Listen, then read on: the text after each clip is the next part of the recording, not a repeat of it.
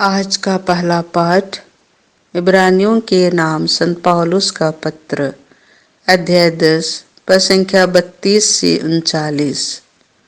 आप लोगों ने घोर संघर्ष का सामना किया, इसलिए आप अपना भरोसा नहीं छोड़िए।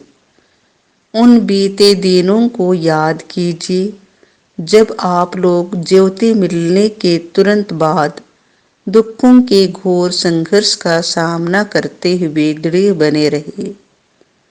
आप लोगों में कुछ को सबों के सामने अपमान और अत्याचार सहना पड़ा और दूसरे इनके साथ पूरी सहानुभूति दिखलाते रहे। जो बंदी बनाए गए, आप लोग उनके कष्टों के सहभागी बने और जब आप लोगों की धन संपत्ति जब्त की गई तो आपने यह संघर्ष स्वीकार किया, क्योंकि आप जानते थे कि इससे कहीं अधिक उत्तम और चिरस्थायी संपत्ति आपके पास विद्यमान है।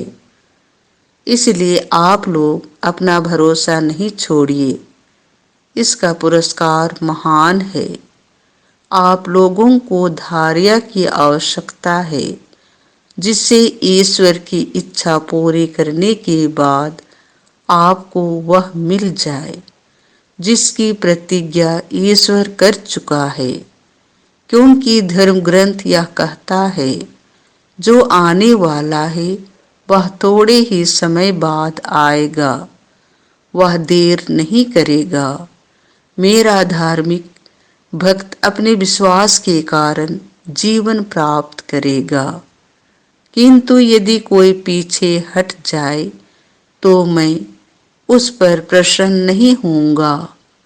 हम उन लोगों में से नहीं हैं जो हटने के कारण नष्ट हो जाते हैं, बल्कि हम उन लोगों में से हैं जो अपने विश्वास द्वारा जीवन प्राप्त करते हैं। यह प्रभु की वाणी है। संत मार्कुस के अनुसार पवित्र सुसमाचार, अध्याय 4, पद संख्या 26 से 34। बीज उगता है और बढ़ता जाता है, हालांकि उसे यह पता नहीं कि यह कैसे हो रहा है। यीशु ने लोगों से कहा, ईश्वर का राज्य उस मनुष्य के सादृश्य है जो भूमि में बीज बोता है। वह रात को सोने जाता और सुबह उठता है, बीज उगता है और बढ़ता जाता है, हालांकि उसे यह पता नहीं कि यह कैसे हो रहा है। भूमि अपने आप फसल पैदा करती है, पहले अंकुर, फिर बाल और बाद में पूरा दाना। फसल तैयार होते ही वह हंसिया चलाने लगता है, क्योंकि कटनी का समय आ गया है।